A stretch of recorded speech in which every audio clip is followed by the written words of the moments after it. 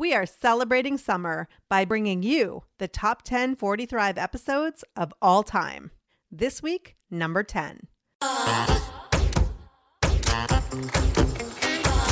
You're listening to the 40 Thrive podcast, the show created for women 40 and beyond, ready to shake things up. And now, your host, Jackie McDougall. Welcome back to another episode of the 40 Thrive podcast. So let me ask you a question. What happens when you take a young girl, the daughter of hippie parents growing up in California wine country, a girl who has dreams of driving an 18-wheeler, and you give her an education, experience, and mentorship? What does she become?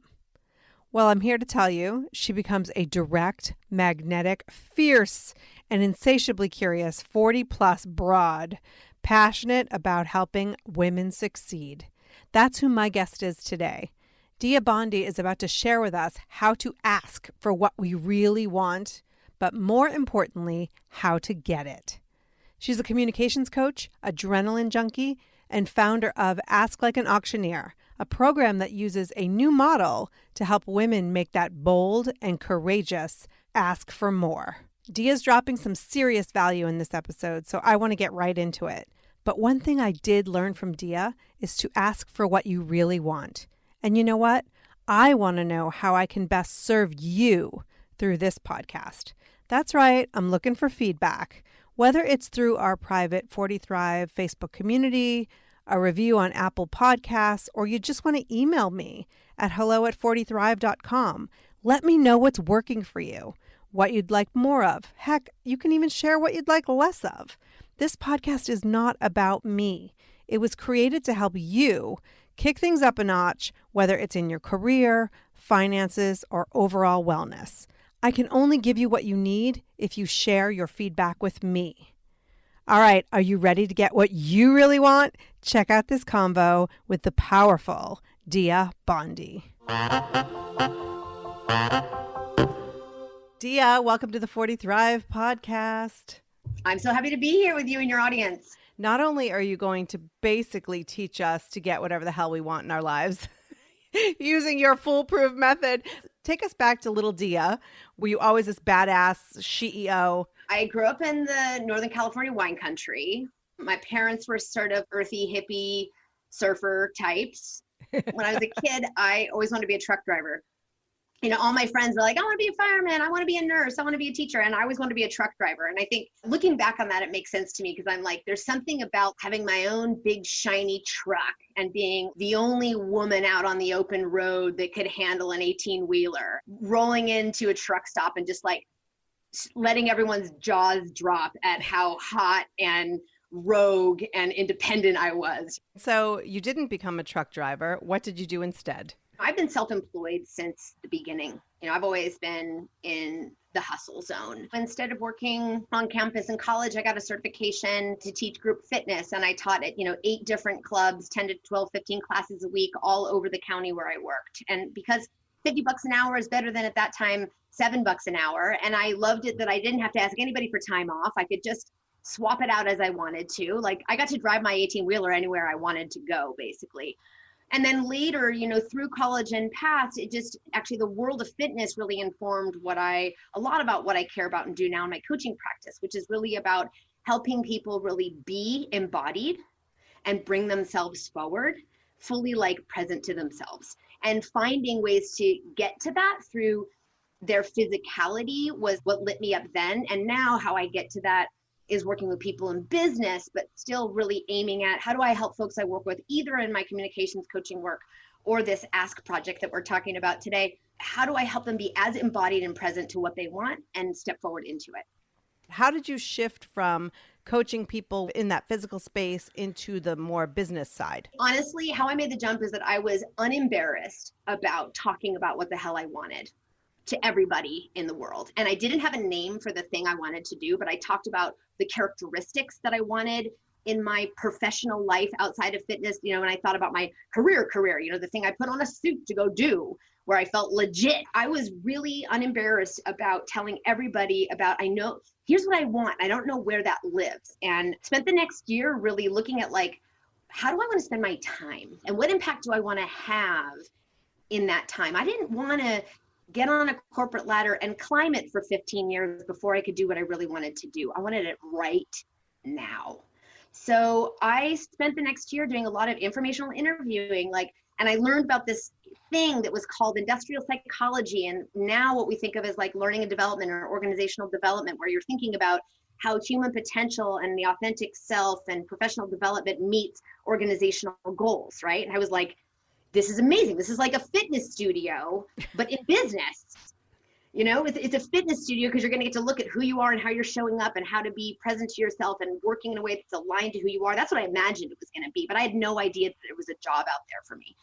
And I talked about it in all my classes, because the beauty of being a fitness instructor is you get to wear a mic for an hour every day. And I had people in my room that were 12 people in a class, 50 people in a class. And I'm sort of a closet, stand-up comedian. So I used that microphone to tell everyone in my class, I was helping them with their lives and bodies and trying to enjoy movement and all that stuff. And I was like, here's what I'm after. So one day I was teaching spinning back when spinning was brand new.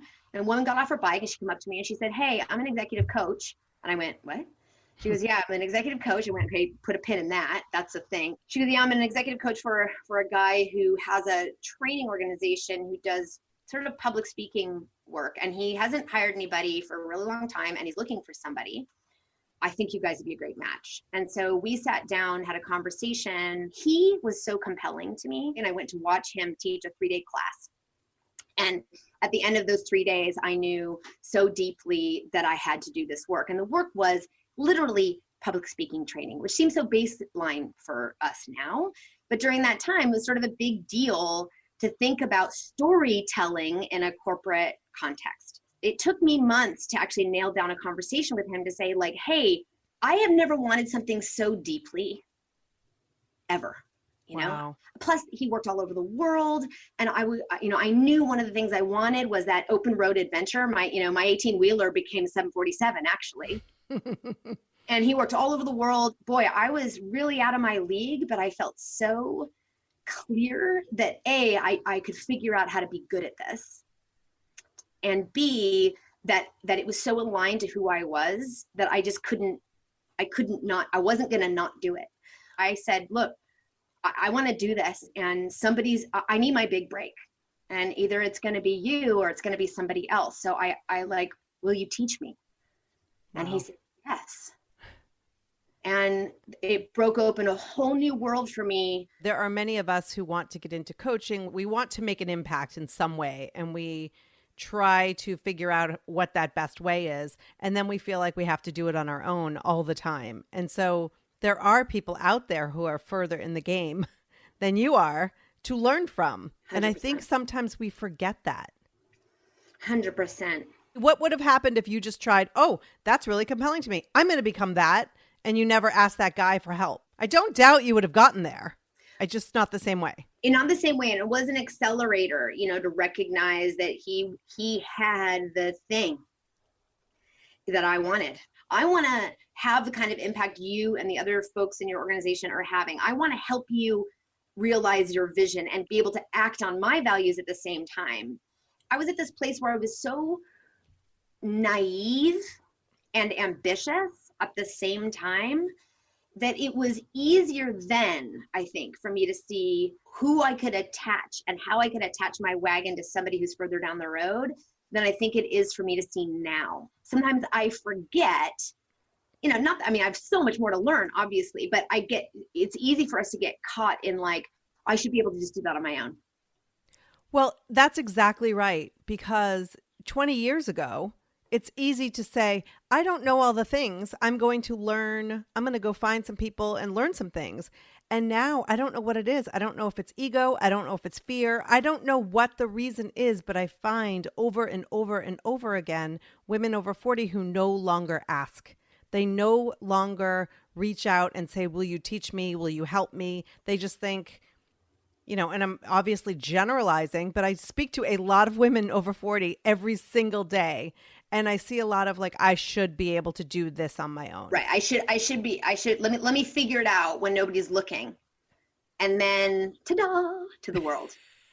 Right. But it doesn't work that way many, many times. Sometimes it does. And sometimes, ta-da, it's great. It's a combination, right? We have to do the work of like figuring out what it is that we need, and then look outward to say, who has that thing? Who has that understanding, that capability, that competency, that inspiration, that the thing I'm working on? You match up the ask that you need with the work that you've done yourself, right? Right. That's the dance. Like, where am I now? What is this thing I'm trying to make happen in the world need? Who has that? And where do I go fetch it? What I've experienced is that, well, two things: my own life in the last couple of years, and also in this Ask project that I'm doing, that dance, the world actually wants it, because it's wonderful to be able to help somebody in a meaningful way. Absolutely. And how many times are we out there helping other people and taking care of things, but then we're like, oh, I couldn't possibly bother another person. But yet we have meaning or feel meaning doing that for other people. 100%. So you're this badass coach. You're like teaching businesses and like high profile people communication. You're doing the thing. And then you're like, I should go to auctioneering school. How did that happen? So I have a 12-year-old and a 9-year-old. And years ago, we were part of a preschool co-op. And some of your listeners who are parents are familiar with what those are. All of the mommies and daddies and caregivers in that community, we did an annual fundraiser. And part of that is doing a live auction. And the fundraising committee said, hey, Dia, you're comfortable with the mic. Will you be our live auctioneer? And I was like, I don't know. I don't even know what that is, but okay. Like, it's really a mic and like 200 people looking at me? Fantastic. What shall I wear? I'm in. Yeah. So we did it, and it was a total blast. Like, I was ridiculous, and it was a total blast. And we raised a lot of money and blah, blah, blah. And, that year I was sitting at dinner with some friends, and we were all sort of talking about bucket list stuff. And I said, you know what I would do? Like, I would actually like be an auctioneer, like as a hobby gig. 9 years later, I'm sort of on a working sabbatical, meaning I kind of shut everything down for a little bit and needed to just spend time with myself again. I went through the artist's way. I, did a bunch of obstacle course racing. I rode my bike to my office every day instead of driving, just slowed my life down for a chunk of time, took some projects, but really wanted to get things quiet for a minute. And in that, I knew that this is something that happens to me about every 7 years anyway. In that quiet time, I was like, okay, but in this, I want to learn something, and I want to, something that isn't like, not me reading my top 10 business books, but like, I wanted to do something weird. And my husband reminded me, like, hey, remember that thing you said you wanted to do? And I was like, oh yeah. So I went to auctioneering school and went to St. Louis for 10 days at a Holiday Inn Express on the side of Route 66. Me and 100 cowboys, and did auctioneering school. And at auctioneering school, you learn about, lifestyle auctioneering as well as real estate auctioning and all that stuff. People are there for lots of reasons. But I think I was the only one who was there for this reason, which was, I recognize that this is not going to be a new career. This is just going to be what I think of as an impact hobby. And I was like, okay, I know what I'm going to do with this. When I get home back to the Bay Area, I am going to use auctioneering. I'm going to focus on doing live auctioneering for fundraisers for nonprofits that are women-led and nonprofits that positively impact the lives of women and girls. Like, that's my lane. And it's been 3 years now, and it's fantastic. I get to work with all kinds of nonprofits and make big, bold asks on behalf of these incredible missions that impact lives every day. It's my way of helping further their mission and grow my impact through their impact. When you're in the middle of making these big asks, what are you discovering about life and those who are afraid to make asks, specifically women over 40? So this thing hit me. It's falling asleep one night, and I was like, God, all these women who are out there putting themselves on the line every day, making changes, making moves, gathering their courage and going out and making the requests of the world to help them action the thing they want to create. It would be so awesome. What would it be like if women just had a chance? Wouldn't it be cool if all women could kind of have this experience and then draw from what I'm learning here? Wouldn't it be great if all women could just ask like an auctioneer? And I was like, oh my God, I need to actually help women ask like an auctioneer. Why? Because of two core ideas.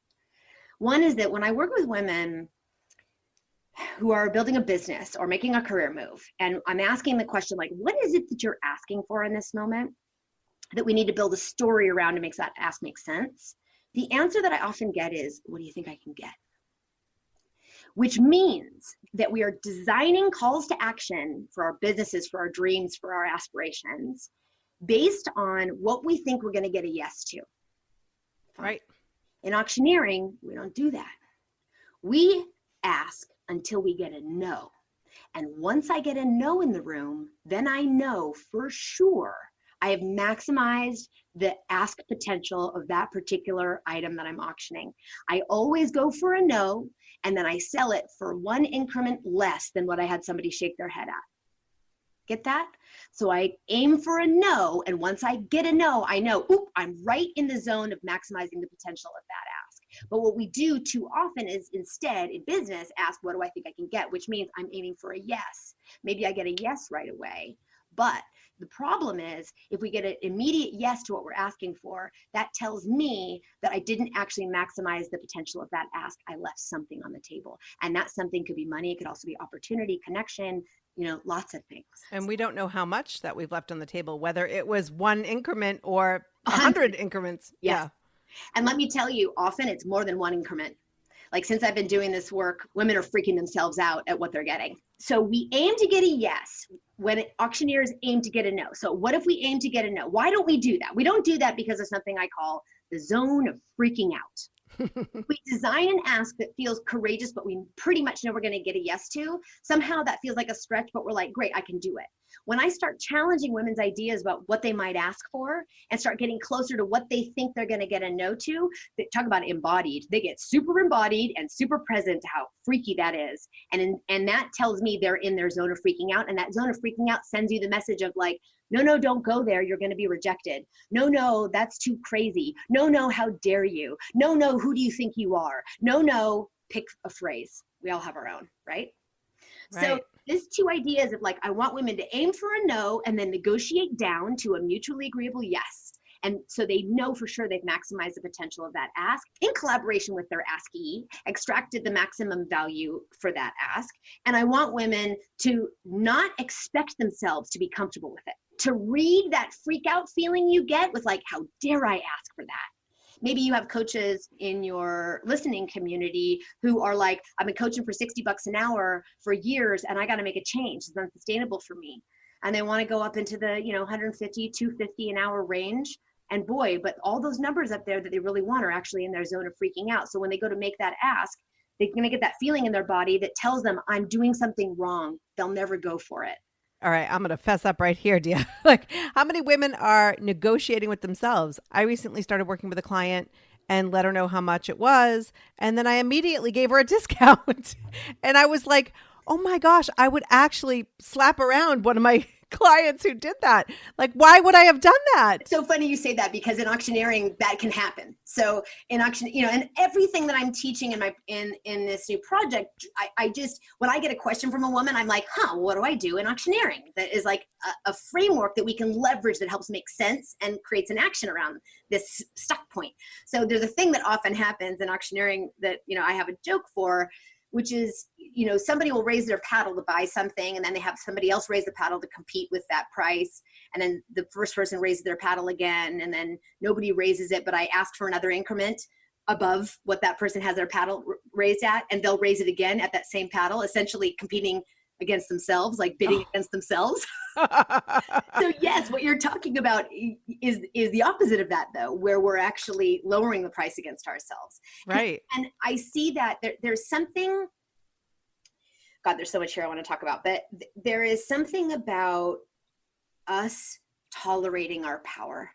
Tell me more about that. When I work with women to design the asks that are going to make big differences in their career, because usually women who come either to my workshop or book coaching sessions with me are women who are like on the brink of having to use asking as a success strategy, or they have a big negotiation moment coming up for them or an ask they want to make, that like just to say what they really want out loud and then shut up and then feel how powerful that is and tolerate that power is like a thing.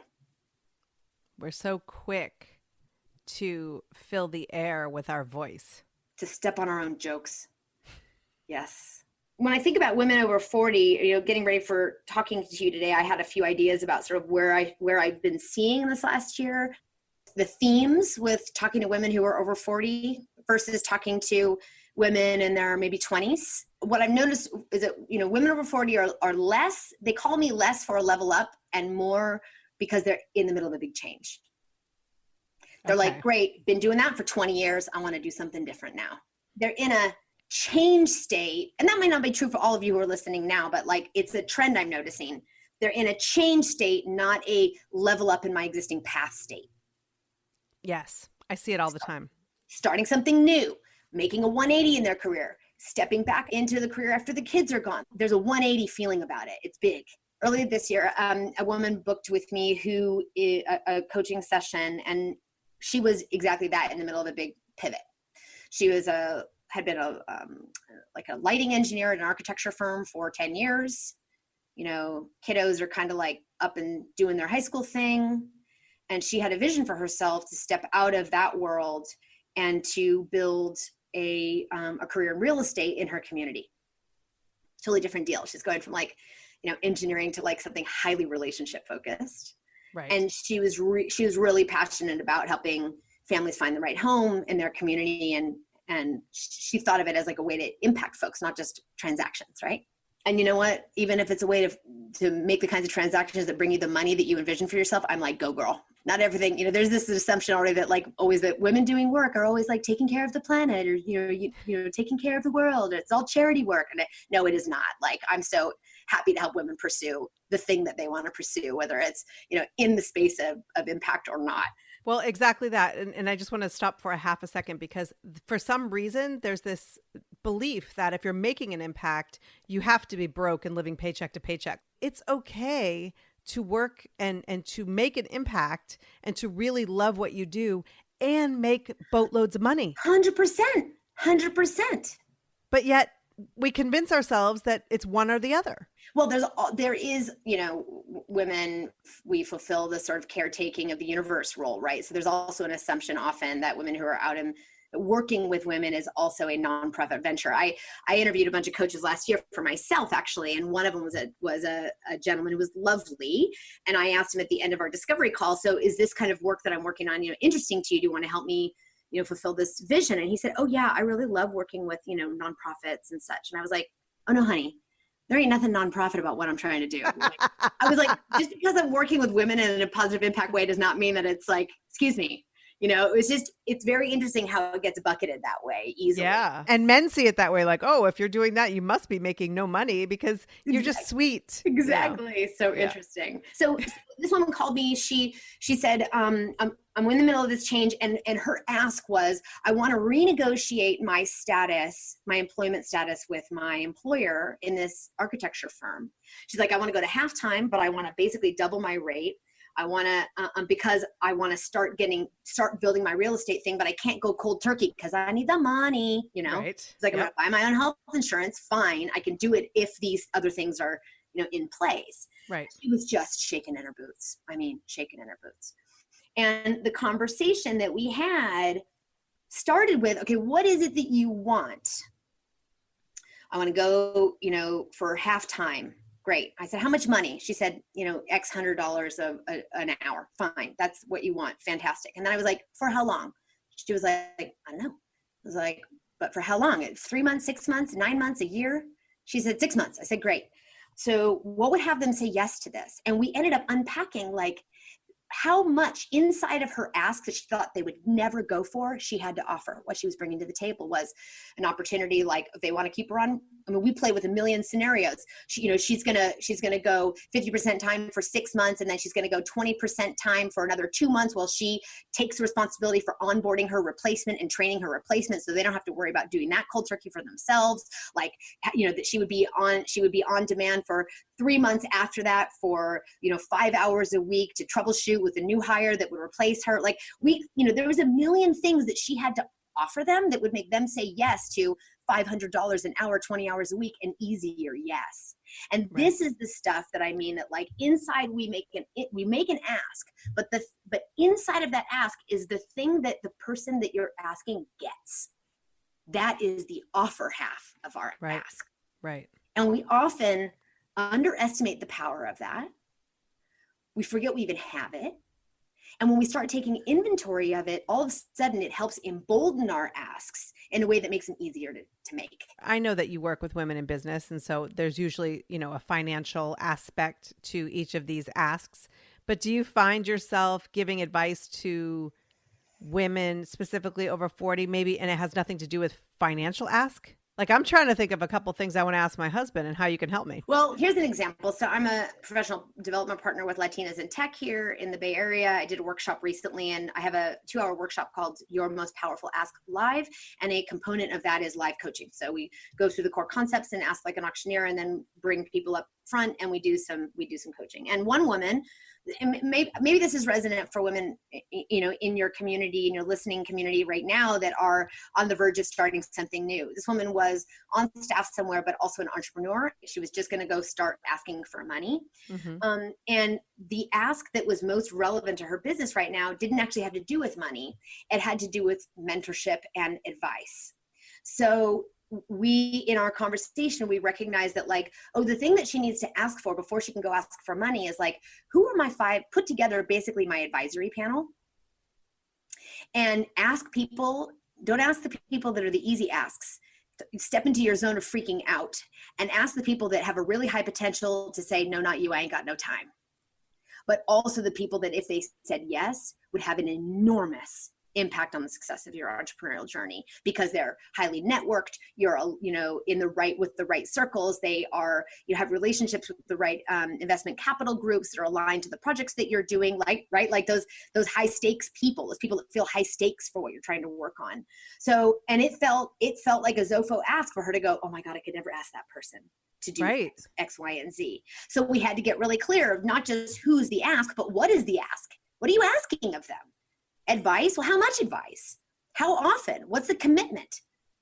And then what are the increments inside of that? Maybe you want to meet with them. You want to have an hour Zoom call every month for the next 3 months to do X, Y, and Z. Plus you want to be invited into these other small circles that you don't have another access point into them. Plus you want to blah, blah, blah. But all of those are components that you can add more of or let go of in the ask to get to the right yes that maximizes the potential of that ask and still works with the person that you're asking. I think we are all asking for things in our lives every day, maybe not even aware of it. And we're not being direct. We're not being specific in our ask. And that even, I love clear communication. I think that's why the first time I jumped on a call with you, I was like, oh, I love talking to this woman. She just tells it like she sees it, and just, I know exactly what I'm getting from my conversation with you because you don't pull any punches. I love it. But for example, one of my kids walked over. This happened just last night. I baked cookies, which don't kid yourselves. That does not happen often, but I baked cookies. Good job, Mommy. Good job. And thank you. And the child came over, and I'm trying not to out which one, and said oh yeah, those cookies, they were good. I definitely liked those cookies. And I'm like, great. I'm glad. I'm so glad. And I totally knew where we were going, but I just ignore it. And then finally, Mom, can I have another cookie? Sure. Yes. Go ahead and take it. Because I am so passive behavior. I don't know what it is. It's to me, I love direct communication. And so when I get direct communication from the kids or maybe somebody else in my life, I definitely like to say, thank you for just asking me directly so I know what it is that you want. Yes. So this was the second point that I was thinking about this morning, is that one thing that I often see women suffer with, it would really give us a boost, is to be as specific as possible. We're often not specific enough. In auctioneering, I'm saying I'm looking for $1,250. Anyone in at $1,250? And then I'm saying very specifically, I'm looking for $1,500. Anyone at $1,500? And I don't get anybody there. I'm going to go, I'm looking for $1,300. Very specifically, I'm looking for $1,300. So we want to be very specific about what our ask is, because people don't know what they're saying yes to otherwise. Right. Now, it also helps us sort of stand in our own power when we get really specific and clear about what we want. Now, I also want to say, though, that being direct does not get us off the hook of storytelling that makes it clear why that direct ask makes sense to the thing that we're trying to make happen, and why it makes sense to the person we're asking. Maybe your listeners have been to these gala kind of events where you do a paddle raise or a fund in need, where you're not actually auctioning an item, but you're just literally asking the room for direct contribution. Right. And people know why they're there. They're there to like give, fine. But it doesn't get me off the hook of reminding everyone why their giving matters before I make the ask. So yes, we can be direct, and we must, but we also must appreciate and elevate the importance of reminding people about why that direct ask matters to them, to the mission that we're funding, to your entrepreneurial journey, maybe them saying yes to you, to maybe you're looking for a mentor inside your organization. Like, why is their investment in you a payoff for what they want to see in the world? I've seen people do like, oh, I'm making an ask. Let's say I want to get a raise. And then they start to talk about all the things in their life that they need this raise for. The person who has the money, is holding the purse string, does not care about all the things that you need in your life. So that's why you need the raise. You're right. Exactly right that when you do the storytelling, it's directly related to how the raise will actually make their life better. Is that what you're saying? Well, yes. To be direct, yes, that's what I'm talking about. Like, why does it matter that I level up my income at this organization? Because I'm at a time in my life where I have particular financial goals and I want to stay here. I don't want to compromise my goals or have to leave in order to reach them. I've done X, Y, and Z here. This place is important to me. I know I can continue to grow my impact. And I have my own goals, and staying here helps you. Staying here and helping me reach my financial goals, I mean, I'm not going to say it this way exactly, also helps the organization continue to reach its goals because I'm on board. I'm here. I want to stay. Right. Well, and when that value is aligned, what they're paying you versus what you think you are worth, you are more likely to stay. You are more likely to show up and give everything. I mean, how many times have you worked, maybe not you specifically, but I've worked a job, and I'm sure my listeners have worked a job where you feel like you're being underpaid and you don't show up in that way where you're like, I'm ready to do this. I'm all in. You're just kind of like one foot out the door a little bit because you don't feel that the exchange of value is equal. That's right. That's right. So I love what you're pointing to, which is a sort of a phrase that I'm wrestling with right now, a phrase that I frankly don't like, which is this whole idea of like, paid what you're worth, paid what you're worth. And I just want to say, like, we're all worthy. Like the word worth is so loaded up for people. I experience women saying, I want to get paid what I'm worth. But when it comes to asking for what they want, the idea that whatever I get a yes to defines what I'm worth actually is damaging to their courage to go out and make an ask, because what the answer that I get to that ask defines my worth. Interesting. And so that's freaky. Yeah. So instead of thinking about what you're getting is what you're worth, it's really about focusing on that exchange of value, what the job is versus what you're receiving. Exactly. I have auctioneering clients who say, for this piece of art, we want to get X dollars. And I say, well, I'm going to sell it to whatever somebody in the room values it at. I'm going to sell it for whoever in the room thinks it's worth the most for themselves. So I say it's not get paid what you're worth. It's like recognizing more that price is a measure of value, not necessarily a measure of your worth. I've been an independent professional for years, and I send quotes out to clients all the time. They say, no, thank you. And I'll find out it's because of price. I'm not going to lower my price unless I want to, but because that, to me, that is often a signal that what they value and what I value are not aligned. And so it is a danger zone. At the same time, you don't know what people value until you ask. There has to be a willingness to experiment and see where the ceilings are, because we could be making decisions about what other people will or won't pay for that isn't based at all on what they will or won't pay for. It's based on your own assumptions about what something is valued at in the market, particularly when you're not dealing with something like a salary band inside of an organization, but you're dealing with something out in the open public market, like, creative services. So there can be a little bit of a willingness to go like, okay, great. So you've been getting yeses to your quotes as a writer for $125 an hour for the last 18 months. What happens if you boost it to 175? Well, this is where we can really pinpoint the fear in women. We are all afraid if I go higher, the answer will be no entirely. that it won't be, no, I won't give you 175, I'll give you 150, but it'll be, you know what, I'll go somewhere else. And I think we live in such a state of fear that somebody's just going to take that business or take that, whatever that opportunity is, and go elsewhere if we don't lower it and make them comfortable. Yes. So how do we fight that, Dia? So this is kind of cray-cray in that, like, I'm actually going to tell you, you got to be willing to walk away. Number one. That's one big deal. And have the answer to the question. If they say no, what are you going to do? People ask me all the time, if they say no, what do I do? And I'm like, I don't know. What do you want to do? Chase them down? Sure. You can go back and say, hey, I'd like to renegotiate. I really want to do this work. Or if it's about price, I don't even do that at first. If I get a no, I ask, can you help me understand where that's coming from? Sometimes it's about budget. Sometimes it's not at all about budget. It's about cultural alignment. Sometimes it's about like, I'm just way too much for them or not enough for them or what. And I don't mean in terms of price. I mean, in terms of self. Yes. Right. Yes. Being extra. Yeah, exactly. Like I just got a no for a big proposal I wrote. And I'm like, I had almost a sense of relief because I was like, oh guys, good for you because you're not ready for this. Good for you. I dodged You're not ready on for that me. One. I have no idea how I'm going to backfill that potential income, but I'm sure it'll work out. So the question is like, how do you deal with that? So one of the concepts that I've drawn into my Ask Like an Auctioneer conversation is this notion that your market, ladies, is bigger than the room. Your market is bigger than that no you got. There is a yes around the corner. You just can't see it yet.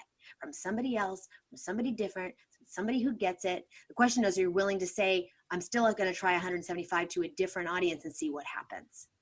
You know? Right. Like your audience is bigger than the room. So in my context in auctioneering, that's not true. I got 300 people in the room. That's my market. Boom. Okay. Fine. But if I don't meet my reserve meaning I'm going to sell this piece of art to this audience. And if we can't get a price for $3,000 or more, then we pull it off the floor and we don't sell it.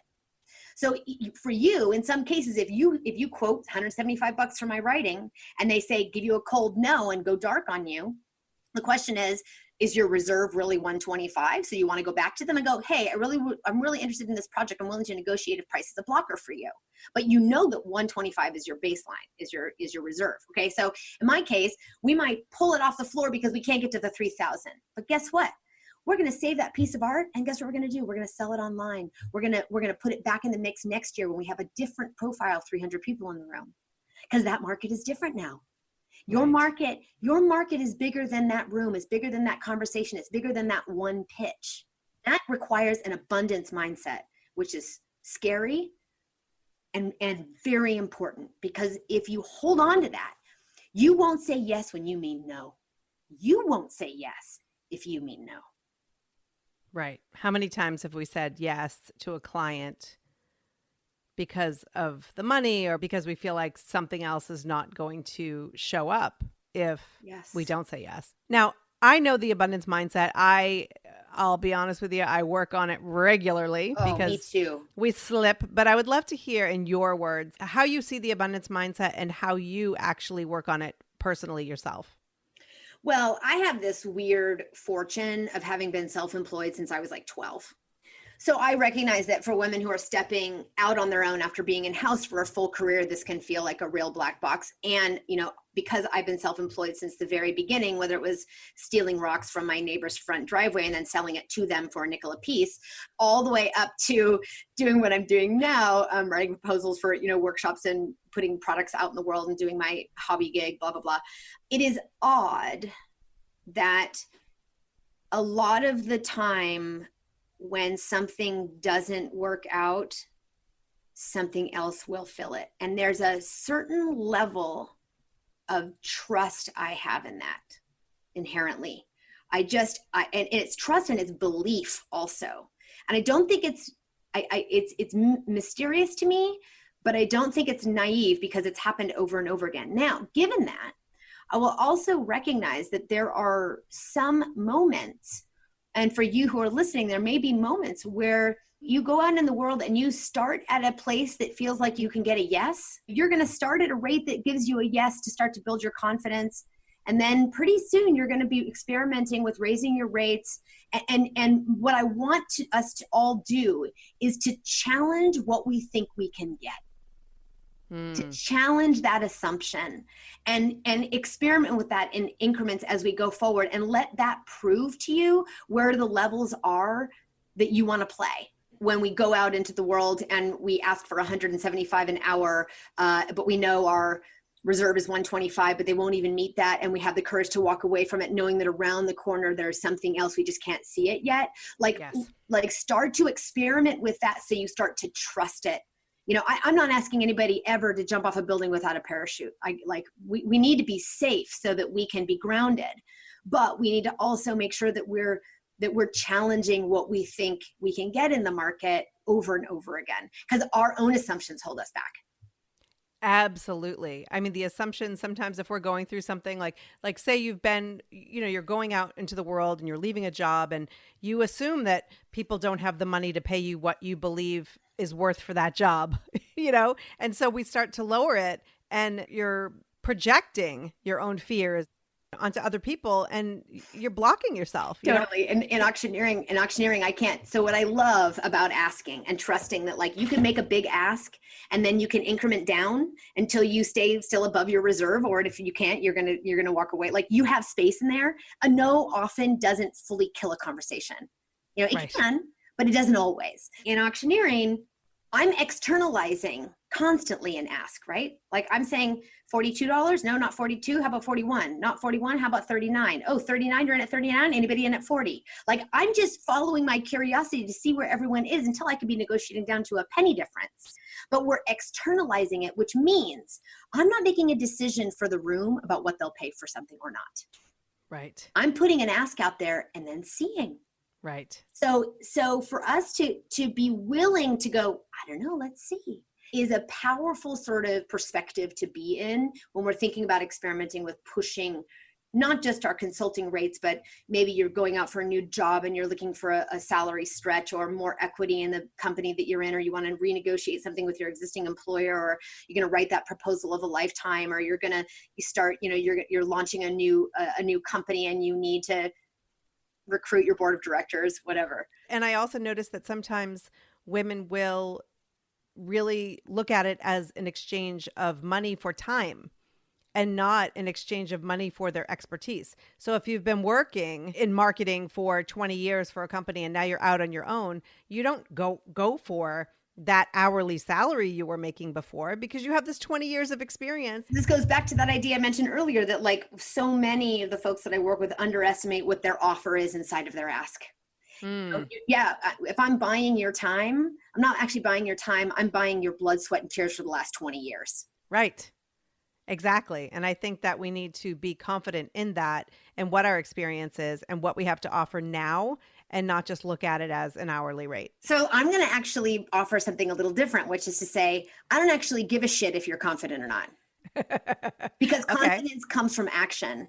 What I care about is, are you willing to take an action, make an ask, challenge yourself a little bit in a new way? And then once you go out and make that ask and see what happens, you're going to get confidence from it. We're challenged right now because we're in this confidence trap where we're selling all the time that you need to be confident in order to. I need the confidence too. When instead I think about you need it, confidence is an outcome, not a condition. I want you to say that yes, yes, and yes. So can you just slow it down and just say that again? Okay. So we're in a confidence trap right now where somehow the narrative around doing things that stretch us, we've talked ourselves into believing that we need confidence in order to do it. When what I've seen over and over again is that you don't need confidence to do it. Confidence is an outcome of doing it. 100%. When I talk to women, they say, I need to feel better about making this ask. And I'm like, nope, make it while you feel freaked out and then see what happens. Because if we expect ourselves to feel a certain way in order to do a certain thing, we'll never do the damn thing. Yes. I want to invite you and your listeners, as I invite myself every day, because this stuff's not easy for me either. I'm doing it. It's a practice. I want to invite women into their zone of freaking out. I want them to get familiar with it and go, oh, this is what my zone of freaking out tells me when I'm in the zone of maximum potential for what I'm trying to do. Get familiar with it and not try to kill it, not try to expect yourself to be perfectly confident in order to go out and make the asks that matter to your business and career. Like, confidence is an outcome. Be freaking out while you do it. I have a 9-year-old and, she says, she struggles asking her teacher for things because she doesn't want to break the rules and all those gendery things, all those, gender coded things are showing up. She says, Mom, I'm scared. And I'm like, this is what I say all the time to her. I say, like, okay, you can go ahead and ask for what you need while you're scared. It's never, don't be scared. It's never like, no reason to be scared. Bullshit. It's scary. Fine. I'm like, go ahead and do it while you're scared. Yes. Yes. Oh my gosh. You're my spirit animal. And the thing is, you started this conversation talking about being afraid, doing things anyway, asking for what you want, not, just all of these. It's amazing. Like, I would never have thought, hey, I'll have an auctioneer on the show and she'll teach us how we can live our lives more boldly by being an auctioneer. Like, I love what you're doing because not only are you teaching so many people, women, I focus on women, but you're teaching women and men how to really get what they want or close to what they want in life.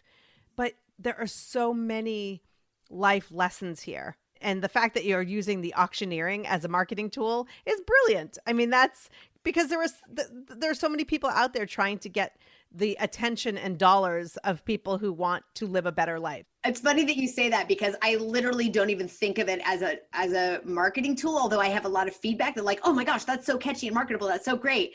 Because when I was falling asleep that night, last year thinking about this, I literally said, wouldn't it be great if we all had a chance to ask like an auctioneer? And that, like, now it's a URL, it wasn't even like, oh, that's marketing and catchy. And that's all really this is. It's a combination of my years and years working with people on trying to advance their businesses through storytelling in front of audiences, and knowing that asking as a component of that, leveraging what I've learned from auctioneering and using that to supercharge women standing in front of a room or one person or on a call or in front of that one scary email that they're about to send, and helping them supercharge it so that they can get more of what they want, so that they can find the courage to ask boldly, so they can put themselves in control of their own destiny as best they can, so that they can accelerate their goals, so they can have the impact they want to have in their families and in the world.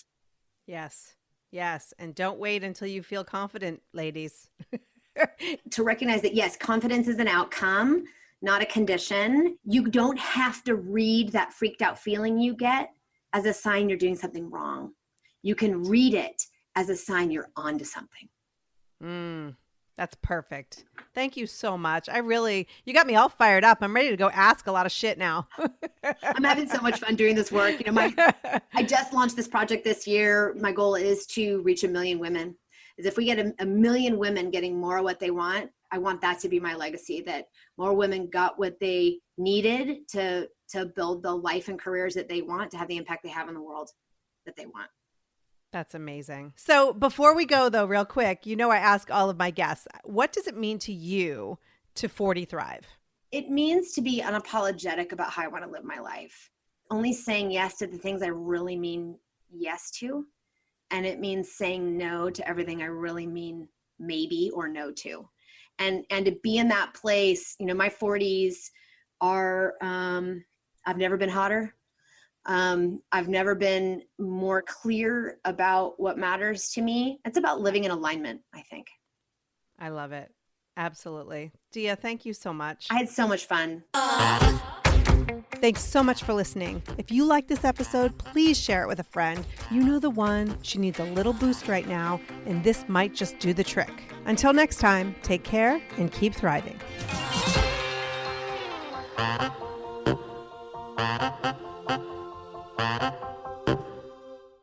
Spring has sprung, and with the change of seasons, sometimes comes an increase in vitality.